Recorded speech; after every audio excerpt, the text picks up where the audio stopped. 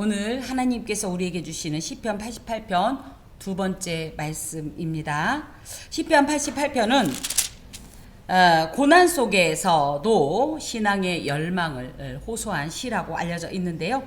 표제에서도 우리가 살펴볼 수 있듯이 고라 자손의 찬송시로서, 그래서 고라 자손의 찬송시라고 하니까 고라 자손이 이 저자가 아니라 고라 자손의 찬송가 속에 에스라인 헤만이 지은 마스길이다, 이렇게 이해하면 됩니다. 에스라인 헤만은 열왕기상 4장 또 역대상 2장 등에 나와 있는 예스라를 의미하고요.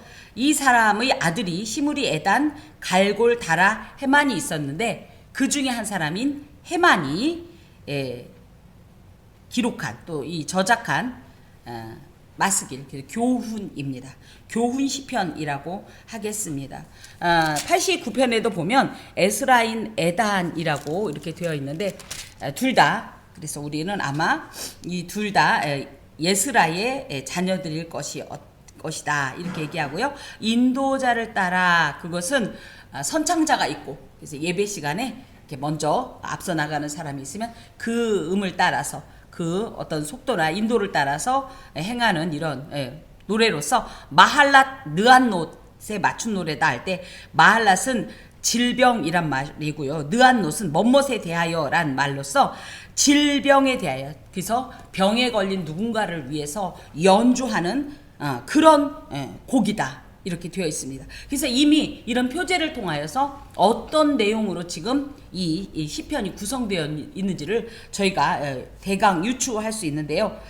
이 마할랏 르안롯이란 말처럼 불치병으로 인한 끊임없는 비통과 이런 슬픔, 탄식을 노래한 곡이라고 할 때, 그럼 이 사람이 실제적으로 육체적 어떤 질병 때문에 이렇게 울부짖는가 하기보다는 아마 이 죽을 것 같은 육체적 고난을 방불케 하는 수많은 어려움 속에서도, 그래서 마치 곧 죽는 사람처럼, 불치병에 걸린 사람처럼 탄식하고 구구절절한 이런 고난을 호소하는 이런 속에서도 그럼에도 하나님께 부르짖는 것을 굉장히 큰 이 시편의 어떤 가치라고 봅니다. 저도 어떻게 보면 어르신들 입장에서 보면 아직은 젊다 이럴지 모르지만, 살아온 세월이 그래도 50 넘어서 이제 60을 바라보다 보니, 이 내 평생 살아온 길 이렇게 돌아보면 늘 웃기만 했겠습니까? 늘 꽃길만 있었겠습니까? 참 아무에게도 말 못하고 우는 일이 어디 한두 개였겠습니까? 그런데 생각해보면 그래도 결혼 전에는 문제가 간단해요. 왜냐면 나 혼자만의 일이고, 그런데 결혼하고 나면 이게 한 가족 울타리에 들어있으니까 나 혼자만의 문제가 아니라 배우자의 문제고, 또 심지어 배우자의 부모, 형제, 또 그 모든 관계, 직업, 직장, 이 모든 문제가 통합이 되고, 그래서 또 결혼하고 나서 자녀를 출생하니까 또 자녀의 문제, 이런 모든 것들이 복합적으로 작용하면서 정말 못지않게, 불치병에 걸린 자 못지않게 밤마다 울 수밖에 없는 거예요. 누구한테 얘기도 못하잖아요. 특히 배우자 얘기는 어디 가서 못해요. 그쵸? 차라리 내 흉은 내 입으로 보겠는데 배우자 흉은 볼 수가 없으니까 어디 가요? 흉을 안 볼 수는 없거든요. 가슴이 터질 것 같아서. 그래서 하나님께 가서 말씀을 드리는 거죠.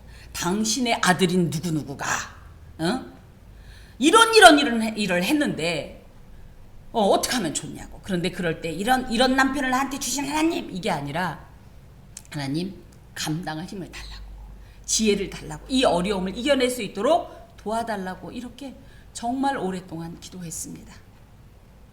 아마 이 사람도 저와 똑같은 어떤 이 상황은 아니겠지만 분명히 이렇게 하나님밖에 찾을 수 없는 절박한 상황, 사람한테 얘기해봤자잖아요. 사람한테 자기 남편 흉 보면 그 얘기가 돌고 돌아가고 결국은 이제 남편의 흉이 되고 저의 수치가 되고, 그러다 보니까 하나님께 이렇게 말씀을 드렸는데 아마 이 저자도 그랬을 것이다. 그래서 크게는 이 시편을 세 부분으로 나눌 수가 있는데 1절에서 2절, 3절에서 9절, 그리고 이 10절에서 18절까지로 이렇게 구분할 수가 있습니다.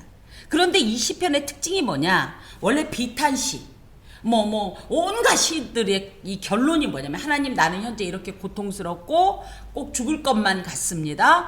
제발 나를 좀 도와주세요. 하지만 현실은 이러이러합니다. 그러니 나를 제발 도와주세요. 그리고 맨 마지막에 뭐라 그래요? 우리 교회에서 자주 말하는 선취적 신앙.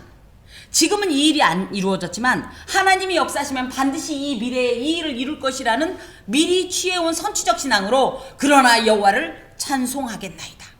일반적으로 이렇게 마무리되는 것이 시편의 이 구조인데, 특이하게도 이 시편에는 여호와 하나님을 찬송하겠나이다 이런 말이 없다라는 거죠.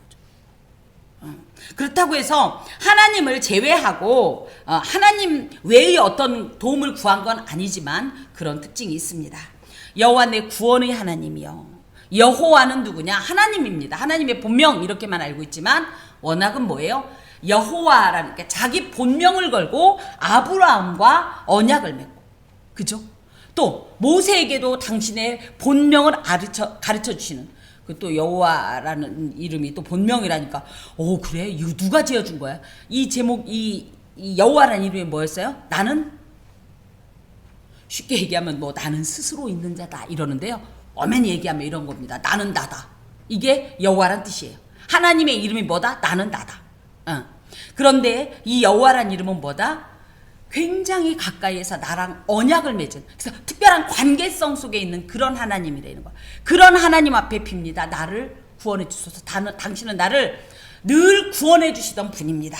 과거부터 지금까지 난 그런 구원의 하나님을 경험했습니다. 이런 문제도 하나님이 구원해 주실 줄로 믿사오니 구원해 주시옵소서. 앞으로도 구원하실 줄로 믿습니다. 이런 믿음의 고백이 되는 거예요. 그래서 얼마나 그 구원의 하나님께 이 형편을 아뢰냐면 주야로.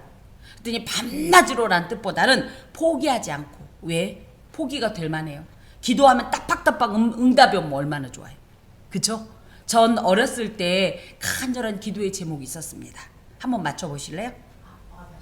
아빠가 다시 오는 거. 맞습니다. 그건 조금 고차원적인 기도 제목이고, 진짜 기도 제목은 뭐였냐면 길을 가다가 신장로에서 100원을 줍는 거였어요. 장로님은 그런 생각 안 해보셨어요? 길을 가다가 우연히 100원을 주면 와, 나는 그것 이상의 행복할 뭐가 없을 것 같아서 늘 하나님 오늘 가다가 100원을 주게 해달라고 이런 기도를 했어요. 그 기도를 응답을 그때 받았을까요? 그랬으면 제가 어마어마한 부자로 살았겠죠. 그 기도는 사실 딱 한 번 응답이 됐어요. 중학교 때. 초등학교 때부터 시작한 기도 제목이 중학교 때 응답이. 10원짜리는 한두 번 주워봤어요. 그런데 이건 우스갯소리를 하는 이야기이지만 사실 기도 응답이 안 되면 기도할 맛이 나요, 안 나요? 기도 응답이 없어도 막 기도할 마음이 새롭게 솟아나요? 저 남편의 저 버릇을 고쳐주소서. 근데 기도 안 해도 막 전혀 응답 안 해주셔도 전혀 실망이 안 돼요? 저는 몹시 실망이 되더라고요. 기도하고 나면 뭔가 다른 세상이 열려질 줄 아는데 전혀 변화가 없는 이 상황. 그러다 보면 어떻게 돼요? 에이, 기도해도 소용없나 봐. 하나님 안 들으나 봐. 이깟 기도는 취급도 안 하나 봐. 시시한가 봐.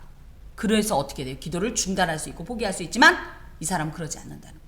지금 내가 그토록 숨이 깔딱깔딱 넘어갈 상황에서조차 기도했지만, 그렇게 간절히 기도했지만 아직 응답은 없어요. 그래도 난 기도 포기하지 않습니다. 기도는요, 포기하지 않는 게 최고예요. 끝까지 기다리는 자에게 반드시 응답하시는 게 하나님의 이 기도에 대한 역사입니다. 그래서 포기하지 않고 기도하는데, 그래서 이 기도가 주 앞에 이르게 하시고 나의 부르짖음이 주의 귀에 들리게 하소서. 특히 나의 부르짖음에 주의 귀를 기울이소서. 이건 잘 세심하게 나의 숨소리까지 좀 집중해 들어주옵소서. 당연히 우리 하나님은 그런 분이지만 그렇게 또 기도하고 있습니다. 왜 그러냐면 나의 영혼에 재난이 가득하고 나의 생명은 수월에 가까웠기 때문입니다. 나의 영혼이란 얘기는요, 우리나라 사람은 영혼하면 육체는 따로 두고 영혼만 생각하는데, 워낙 이 히브리인들은요, 나의 영혼, 나의 몸이 사실은 같은 이런 한 존재예요. 그래서 나의 영혼의 재난이 가득했다는 건 어떻게 따지면 단순히 겉으로 육체적인 어떤 질병의 수준이 아니라는 거예요. 내가 심지어 하나님을 부르기조차 어려울 정도로 나의 영혼에도 큰 어려움이 있다. 나의 신앙에 지금 위협을 받고 있는 상태다. 지금 그 정도 상황이면 얼마나 심각한 거예요. 특히 나의 생명이 소홀에 가까웠다라는 얘기는 나 지금 죽어가고 있습니다. 소홀을 음부 이렇게 얘기하는데 이제 무덤이죠. 죽음이죠. 나 지금 곧 이 생명의 이 불꽃이 점점 사그라들어서 죽음에 가깝습니다. 나는 무덤에 내려가는 자 같이 인정되고 힘없는 용사와 같이 사람들이 나를 살아있는 사람 취급을 안 합니다. 인정을 안 해줍니다. 또 죽은 자 중에 던져진 바 되었으며, 이 얘기는 죽은 자 중에 던져졌다니까 무덤 파갖고 확 던졌다 소린가, 그게 아니라 죽은 자 중에 던졌다는 말이 하파쉬라는 말인데, 던지다는 말이 납세 의무에서 세금 면제 받았다는 거예요. 우리 세금 면제 혜택 받으면 얼마나 좋아요. 그런데 세금 면제 혜택을 100% 받을 수 있는 건 뭐예요? 죽으면 되는 거예요. 그 정도로 지금 자신이 완전히 죽은 사람으로 취급당하면서 그 어떤 사람들에게 영향력도 끼칠 수가 없고 존재 가치도 전혀 인정받지 못하는 그런 사람이라는 겁니다. 무덤에 누운 자입니다. 주께서 그들을 다시 기억하지 아니하시니 그들은 주의 손에서 끊어진 자입니다. 심지어 내가 스스로 느낄 때도 이제 나의 형편이 너무 절망스러운데 하나님이 나를 모른 척하는 것 같을 때, 그쵸? 하나님이 나를 모른 척하는 것 같아요. 어린 시절에 저는 그렇게 크게 싸움을 잘하는 아이가 일단 아니었어요. 지금의 모습과 전혀 달랐기 때문에 싸워도 백전백패니까 싸움을 웬만하면 안 걸었는데, 그래도 어떻게 소꿉동무하고 꼭 소꿉놀이하고 집에 가려고 하면 걔가 꼭 때리더라고요. 그러면 저는 어떻게 해요? 우리 집에만 가봐라. 우리 엄마랑 아빠가 너를 복수해 주리라. 이런 마음으로 온 동네가 쩌렁쩌렁 울리게 울면서 집을 갑니다. 그런데 저희 부모님은 어떻게 했을까요? 누가 우리 딸을 때렸어? 그러고 막 뛰쳐나가기를 바랬는데 어떻게 하셨을까요? 옛날 우리 부모님들은 어떻게 하셨어요? 요즘 엄마들은 어떻게 해요? 경찰에 신고하고 막, 그죠? 교육청에 신고하고. 저희 때는 어땠어요? 왜 밖에 나가 싸우고 돌아다니니? 밥 잘 먹고 왜 싸우고 돌아다니니? 그래서 오히려 혼나요. 그죠? 그럴 때마다 참 서러웠습니다. 저분이 내 아버지가 맞나? 내 어머니가 맞나?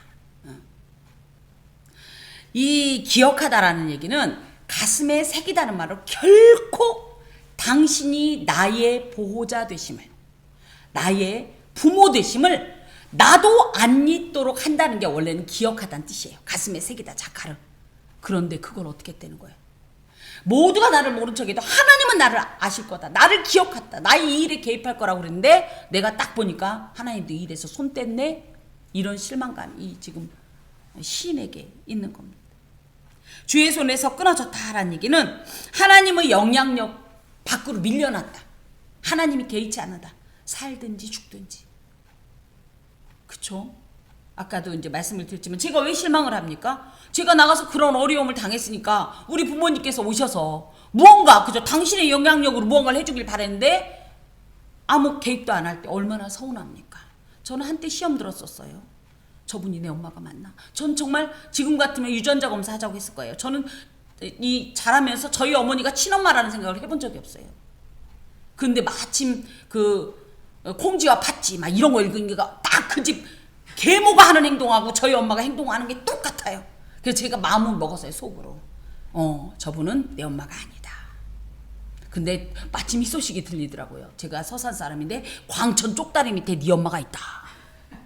걔 가지고 호떡 팔고 있더라. 그래서 찾아가라. 굉장히 갈등했습니다. 왜 안 갔냐? 광천까지 가는 차비가 없어서 못 갔습니다만. 그런 실망감을 하나님이 마치 나한테 주는 것 같은 그런 지금 소외감을 느낀다는 거예요.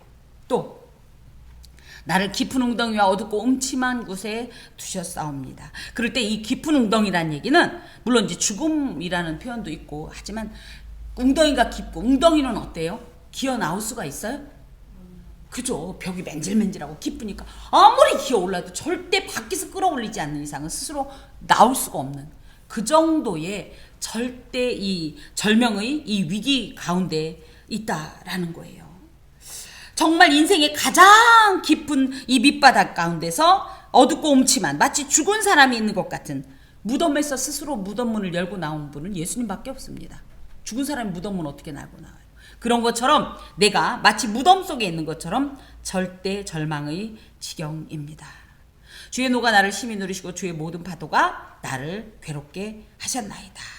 그래서 이런 것 때문에 너무너무 내가 우리 요즘 말로 말하면 지금 시험당했습니다. 주께서 나를 아는 자를 내게서 멀리 떠나게 하시고 나를 그들에게 가증한 것이 되게 하셨사오니 나는 갇혀서 나갈 수 없게 되었나이다. 아니 심지어 그죠? 이런 어려움이 있어도 누군가한테 하소연할 사람이 있거나 도움을 받을 사람이 있거나 내 마음을 알아줄 사람이 그래도 있으면 조금 위로를 받을 줄 알았더니 심지어 하나님께서는 가장 가까운 사람들을 다 나에게서 떠나지게 하고 끊어지게 해서 정말 절대적인 고독감, 절대적인 소외감 속에서 지금 몸부림을 치고 있는 겁니다. 특히 여기에 가증한 것이 됐다라고 할 때 토가 나올 정도로 혐오스럽다. 그래서 제가 농담처럼 그랬어요. 히브리어하고 저희 이 말하고 약간 유사한 표현이 제가 토 나올 정도라는 표현을 한 이유가 이 가증하다라는 뜻이 토예바라는 뜻이에요. 토가 나올 정도로. 이 사람 어떤 사람은 이렇게 토 나올 정도면 말다 했지. 자신이 다른 사람한테 그런 취급을 받고 있는 그래서 사회적으로, 정신적으로, 영적으로, 육체적으로 지금 완전히 바닥 중에서도 바닥 가운데 있다는 거예요. 그의 곤란으로 말미암아 내 눈이 쇠하였나이다. 자, 곤란으로 말미암아 그래서 눈이 개슴츠레하게 풀어졌다는 건 물론 졸릴 수도 있지만 이 삶에 낙이 없다는 거예요. 의욕이 없다는 거예요. 소망이 없다는 거예요. 너무너무 힘들어서. 특히 여호와의 내가 매일 주를 부르며 주를 향하여 나의 손을 들었다는 얘기는 그럼에도 놀랍게 어떻게 했다. 2절처럼 지속적으로 반복적으로 같은 말 똑같이 하더라도 어제하고 똑같은 기도를 또 하더라도 절대 나는 포기하지 못합니다. 이 기도를 포기할 수 없습니다. 응답이 더디더라도. 왜? 하나님의 내가 설령 지금 이렇더라도 나는 다른 데 가봤자 이것 이상은 절대 될 수가 없다는 거예요. 반드시 이곳에 있어야 그나마 도움을 받을 수 있다는 거예요. 여호와 앞에 있어야. 여기에서 좀 특징적인 것은 지난주에도 좀 말씀을 드렸는데 5절에 보면 이 모든 것을 누가 했냐면 주께서 했다는 거예요. 5절 중간에 주께서. 6절에도 주께서 그랬다는 거예요. 8절에도 주께서 그랬다는 거예요. 이거는 하나님을 원망하냐? 그것보다는 자신의 모든 삶이 설령 깊은 웅덩이, 어둡고 음침한 곳, 심지어 죽음까지도 심지어 극한의 외로움이라 할지라도 이것도 다 주님의 깊고 깊은 경륜 가운데 있고 섭리 가운데 있다라는 믿음의 고백이기도 합니다. 주님이 나한테 이랬잖아요. 이게 아니라 그래서 우리가 어려움을 당하면 하나님 나한테 왜 이런 걸 주세요. 이것보다는 하나님 왜 이게 왔는지 나에게 그 뜻을 가르쳐 주세요. 하나님의 목적, 이유, 계획 그리고 하나님께서 이루시려고 하는 그 아름다운 비전을 나한테 좀 알게 해주세요. 그러면 견디는 거예요. 이제 저희도 이제 곧 새 생명이 태어날 날이 이제 2달밖에 안 남았어요. 근데 저희도 이제 출산의 경험이 있습니다만은 자녀를 이 출산하는 마음은 어떤 마음이에요? 반드시 그죠? 내가 이 힘겨운 과정을 겪고 나면 반드시 정말 사랑스러운 새로운 나의 분신이 그 생명이 태어날 거라는 소망 가운데 그걸 견디는 거잖아요. 맞죠? 누구 말 맞다나 야 나를 왜 이렇게 힘들게 했어? 나만 왜 이러는 거야? 여자로 나를 왜 낳았어? 사실은 그런 마음이면 이 출산의 기쁨을 느낄 수가 없어요. 그런데 어떻습니까? 그래 적어도 내 자녀를 이 사랑하는 나의 자녀를 만나려면 내가 이 고통의 과정을 겪어야 돼. 그래서 사실은 이 고통에 치중하기보다는 새로운 그 생명에 대한 어떤 기대감으로 그래서 이걸 뭐라고 하냐면 산통을 쾌통이라고 부르는 거예요. 쾌통. 즐거운 통증이다. 그렇기 때문에 이 어려움을 견디는 것처럼 마찬가지입니다. 하나님의 어떤 계획이 있으신 거야. 설령 내가 볼 때 지금 죽을 것 같아도 다 망한 것 같아도 다 떠난 것 같아도 내 믿음이 심지어 요동하는 것 같아도 이거는 나를 망하게 시키는 게 아니야. 하나님 뭔가 있는 거야. 물론 그 기간이 내가 생각한 것보다 길 수도 있어. 하지만 분명한 건 내가 기대하고 내가 지금 기도했던 거는 아무것도 아닌 어마어마한 역사를 하나님은 지금 준비하고 계셔. 그러니까 나는 오늘을 견딜 거야. 울어도 견딜 거야. 숨이 막혀도 견딜 거야. 그리고 무엇보다도 뭡니까? 하나님 앞에 두 손 들었을 때 하나님이 모른 척하지 않아요. 반드시 함께 하십니다. 반드시 함께 하셔요. 그런데 사실은 우리가 이걸 못 느끼니까 자꾸만 하나님 나한테 왜 이러세요 하지만, 우리가 하나님이 함께 계시다는 걸 느끼고 보면 참 별의별 것에 다 역사하시는 걸 느낍니다. 우리 장로님 권사님들 그런 경험 많잖아요. 맞죠? 자, 이제 10절 봅시다. 주께서 죽은 자에게 기이한 일을 보이시겠나이까? 유령들이 일어나 주를 찬송하리까? 주의 인자하심을 무덤에서 주의 성실하심을 멸망 중에서 선포할 수 있으리까? 흑암 중에서 주의 기적과 잊음의 땅에서 주의 공의를 알 수 있으리까? 보통은 이제 9절까지 이렇게 됐으면, 오 나의 주여 주님을 경배하나이다, 기쁨 중에 주님을 찬송합니다, 이렇게 나와야 얘기가 끝나는데, 앞에서는 막 주를 향하여 나의 두 손을 들었나이다, 기도를 중단하지 않겠습니다, 모든 것은 주께서 행하시니라, 그래 놓고서 갑자기 좀 분위기가 싸해지는 이 내용이 여기 나오는 거예요. 그래서 죽은 자에게 기이한 일을 보이다 할 때, 기이한 일이라는 것은 펠레라는 말로 이 소위 말하는 기적 같은 초자연적인, 그래서 이건 신만이 행할 수 있는 어떤 일들, 예를 들어 말기암이었어요. 오늘까지 말기암이었어요. 근데 자고 일어났더니 싹 나았어요. 이건 사람이 할 수 없는 일이잖아. 예를 들어 이런 일. 그런데 이 일을 죽은 자는 한마디로 하나님께서 그 어떤 기이한 일을 해도 전혀 감각을 못 한다는 거예요. 쉽게 말하면, 하나님 나 죽고 난 뒤에 하나님 이런 기적을 베풀어 주시면 무슨 소용이 있습니까? 이 소리. 그러니까 분위기가 또 쌓여지는 거라니까요. 또 유령들이 죽었는데 죽은 사람이 어떻게 하나님을 찬송합니까? 특히 하나님을 찬송한다라는 것은 살아있는 사람만이 행할 수 있는 특권같이 이해가 됐습니다. 죽은 사람은 찬송 못하니까, 이 특권을 이미 잃어버렸으니까. 그러니까 지금 이 말 속에는 계속 하나님 내가 죽으면 무슨 소용이 있습니까? 내 유령이 돼서 찬송도 못할 텐데, 이러면서 계속 지금 빨리 구원해달라는 기도를 드립니다. 주의 인자하심을 무덤에서 주의 성실하심을 멸망 중에서 선포할 수 있으리까 할 때, 무덤, 멸망, 이건 결국은 다 뭐예요? 끝이에요. 끝. 모든 것이 다 끝난 상황이에요. 모든 것이 다 끝난 사람이 하나님이 인자하시다고, 하나님의 헤세드, 하나님이 성실하다고 사람들에게 얘기할 수 있겠습니까? 다 끝났는데. 자, 또 흑암 중에서 주의 기적과 잊음의 땅에서 주의 공의를 알 수 있으리까? 이 흑암이라는 것은 바후쉐크라는 말로 창세기 1장 2절에 보면, 그죠? 흑암 중에 이 표현, 이 흑암입니다. 이것은 어떻게 보면 절대적인 어둠인데요. 그리고 절대적인 어떤 불가능의 상황, 이런 뜻입니다. 가능성이 전혀 없는 상황. 보지도 못할 뿐만 아니라 감각할 수 없는, 그래서 죽음의 상황이라고 동일하게 이해합니다. 그때는 주의 기적을 알 수 없습니다.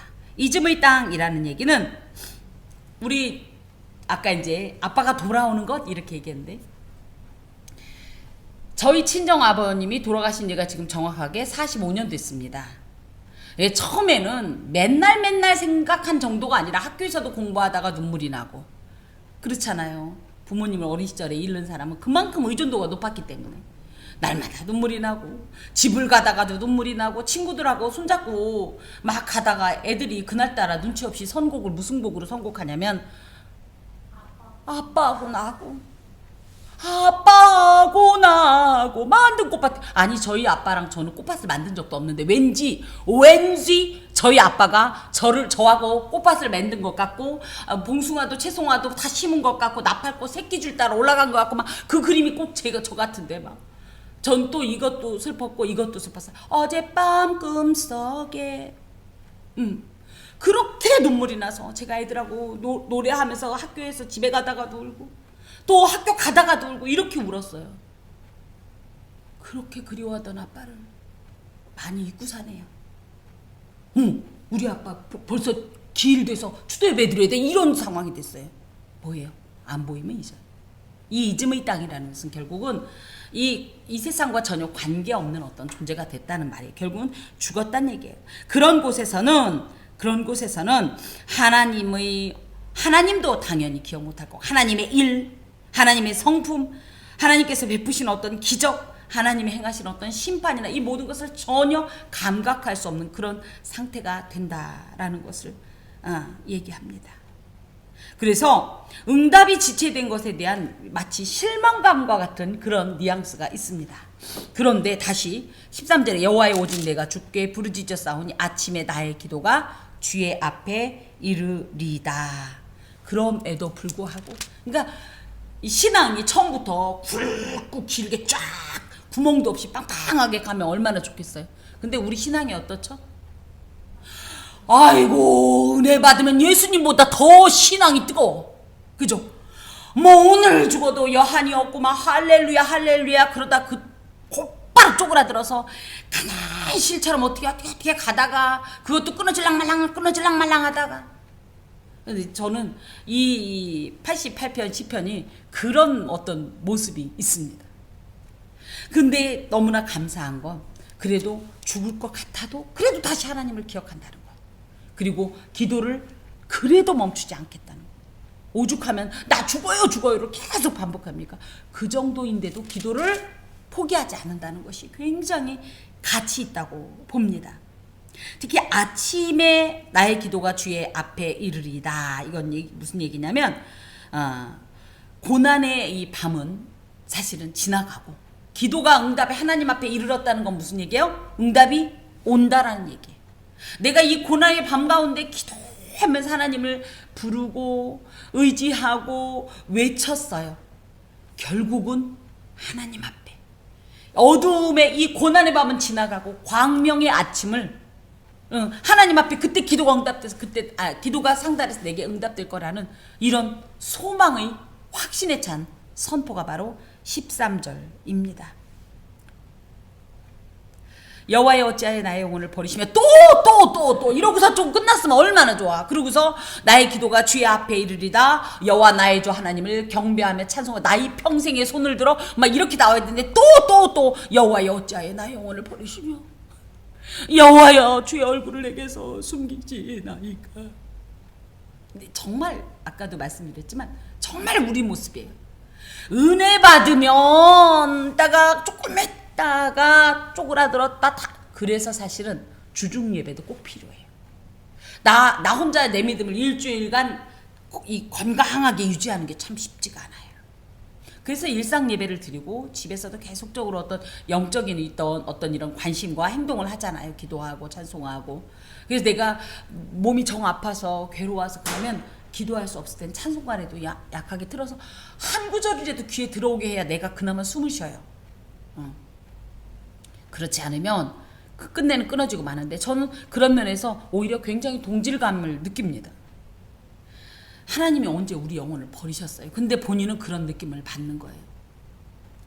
또 주의 얼굴을 내게서 숨기시나이까. 지난 주일에도 주의 얼굴을 숨기신다는 표현을 했는데 하나님의 얼굴이라는 것은 특별한 관심, 배려, 사랑, 그러면서 보호해 주시려고 하고 보살피는 이런 모습인데 그 얼굴이 떠나니까 어떻게 돼요?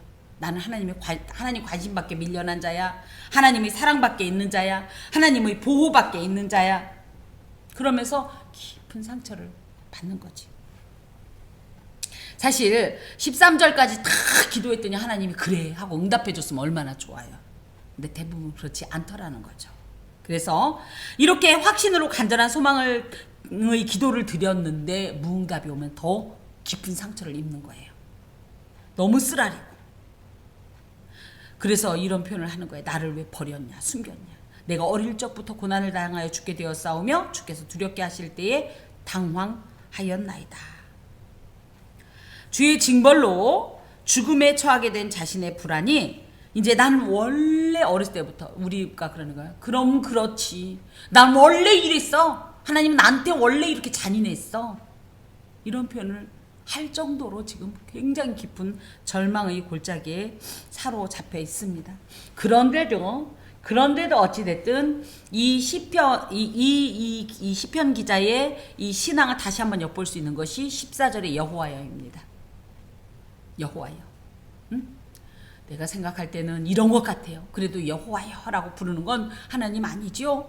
하나님은 나를 사랑하시는 분이죠. 우린 특별한 언약 관계에 있는 존재죠. 하나님은 나의 아버지, 나는 하나님의 딸, 하나님의 아들. 하나님은 나의 왕, 나는 당신의 백성. 하나님은 나의 주님, 나는 당신의 종. 이 관계 맞죠? 이런 확신을, 그래도 막 이 확신의 끈을 놓지 않으려고 여호와, 하나님의 신명을 여호와요 이렇게 부르. 우리가 여호와 신앙이 굉장히 중요해요. 여호와 신앙이 있어야 그 다음부터 영적 자존감도 좀 생기고, 그러면서 실망도 덜하고, 또 기도 안 죽어요. 이런 여호와 신앙이 없이 그냥 하나님과 약간 공적인 관계에 있는 것 같으면 마귀가 걸핏하면 와서 참소할 때 날마다 넘어져요.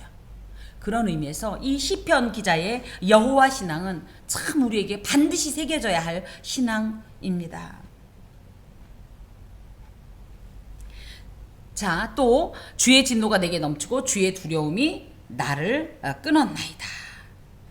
주의 두려움과 주의 이 진노가, 주의 두려움이, 이 모든 것은 보통 하나님의 진노는 누가 당하는 거죠? 죄인.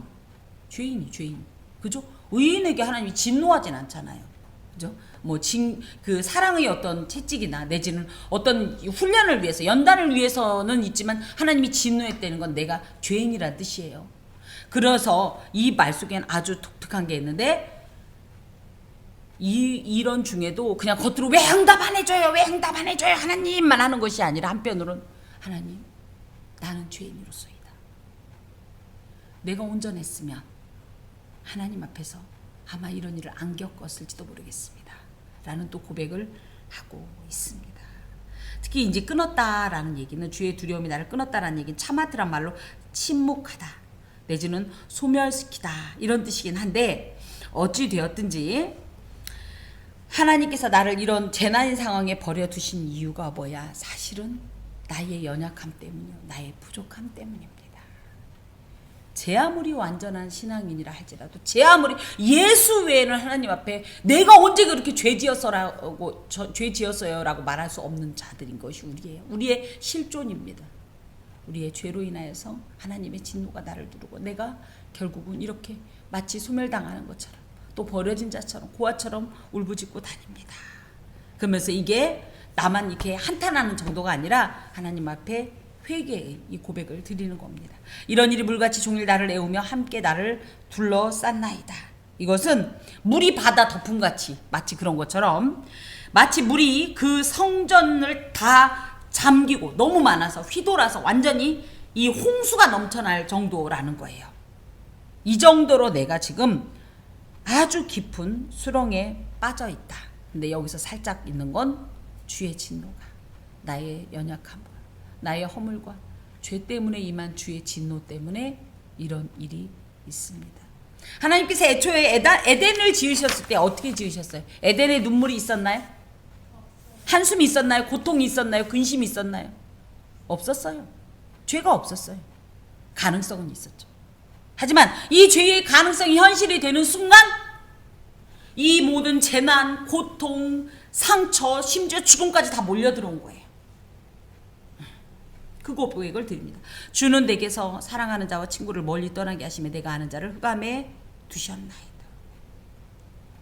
하나님께서 아까 여기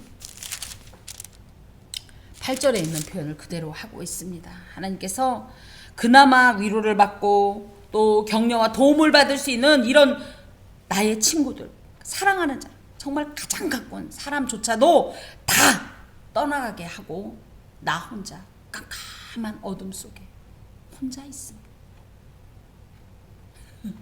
참 독특하죠.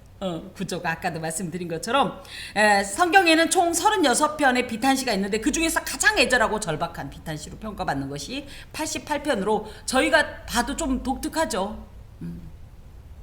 흔히 인생을 고해라 부릅니다. 때로는 도무지 앞으로 나갈 수도, 그렇다고 해서 뒤로 돌아갈 수도 없는 이런 절체절명의 위기와 맞닥뜨렸을 때 특히 우리는 과연 인생은 고해다 이렇게 표현을 하는데요. 그래서 그곳을 마치 무덤과 같고 깊은 웅덩이와 같고 어둠과 음침한 곳과 같아서 우리는 그곳에서 절대 절망할 수밖에 없습니다. 그런데 그때 성도라면 어떻게 될까? 성도라면 그 자리에 그저 주저앉아서 무덤 안에서 탄식하고 있어야 될까요? 어떻게 될까요? 설령 무덤문 앞에 갔더라도 성도는 절대 포기하지 않고 나를 구원하시는 구원의 하나님을 부를 수 있어야 한다라는 거예요. 오히려 평소에는 신앙생활 하기 편해요. 내가 건강하고 모든 일이 잘 풀릴 땐요 신앙이 좋을 수 있어요. 근데 진짜 신앙의 진위는 언제 평가받는 거예요? 와, 나 같으면 저렇게 못해. 나 같으면 벌써 죽었을 거야. 이야, 대단하다. 이 소리가 왜 나와요? 사실은 절대 그때는 하나님을 부를 수 없을 정도의 깊고 깊은 수렁 속에 있을 때 그 수렁에서도 주야 외치는 자가 진짜 신앙인이에요. 성도는 그러므로 절대 절망은 없습니다. 오히려 더 절망의 이 골짜기가 깊을수록 더 소리를 높여서 주님을 부르는 신앙이 참 신앙입니다. 그러므로 이 88편 이 헤만이라는 이 저자가 결코 믿음이 없는 게 아니에요. 우리가 상상할 수 없는 깊은 골짜기 속에서도 정말 외마디 비명처럼 하늘을 향해서 주야! 라고 외치는 이 신앙을 저는 이곳에서 발견합니다. 이때는 우리 스스로 아무것도 할 수 없을 그때입니다. 아무것도 할 수 없을 그때 우리는 보통 어떻게 해요? 난 더 이상 못하겠어. 그러니까 어떻게 하죠? 포기해요. 근데 믿음의 눈으로 보면 뭐예요? 이때가 바로 주께서 일하실 때 하나님의 일을 더 또렷하게 봐요. 어머, 난 이제 도무지 할 수가 없어. 이게 내가 한 게 아니잖아요. 그런데 놀랍게도 어떤 일들이 막 진행될 때 이건 내가 한 게 아니잖아요. 누가 하신 거예요? 하나님. 오히려 그래서 우리가 힘에 겨울수록 기대감을 가져야 되는 것이 그래 요때 내가 하나님 앞에 내 신앙을 온전한 신앙을 올려드리리라. 그리고 주의 일을 내가 아무것도 할 수 없을 때 주의 일을 보리라. 현재 정말로 깊은 웅덩이에 계신 분, 난 왜 이래 또 이래 하면서 실망하시는 분, 이때가 주님을 만날 만한 때고 구원의 때입니다. 기도하겠습니다. 주님, 비록 내 눈에 보이는 건 온통 어둠뿐이요 절망뿐이요, 심지어 나에게 물 한 잔, 밥 한 숟갈 떠줄 수 있는 그런 관계 속에 있는 자조차 나를 다 외면할지라도 오히려 이때 주님은 나의 곁에 계시며 내가 부르짖는 기도에 귀를 기울이시며 크고 강하신 그 손으로 나를 이끄사 주님의 일을 보게 하시는 줄로 믿습니다. 절망하지 말게 하시고 도리어 주님 손 붙잡고 일어나 주의 영광을 선포하는 주의 백성 되게 하여 주옵소서. 하나님, 이제 우리가 이 예배를 마치고 주의 복음을 전하려 합니다. 많은 소리들이 있어서 저희가 어찌 보면 아무 말을 안 할지도 모르겠지만 우리가 전하는 그 차 한 잔에 담긴 우리의 진심이 그들에게 생수가 되게 하시고 양식이 되게 하여 주시옵소서. 생명의 능력이 되게 하여 주옵소서. 받는 자마다 뿌린 씨앗이 어딘가에 심겨지고 열매 맺듯이 우리가 훗날에 천국에 가서 계수할 때에 놀라운 추수의 결과를 보게 하여 주시옵소서.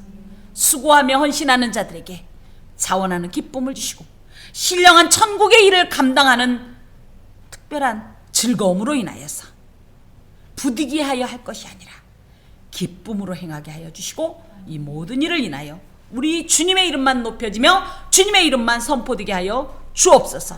감사하고 예수 그리스도의 이름으로 기도하오며 주님의 기도를 드립니다.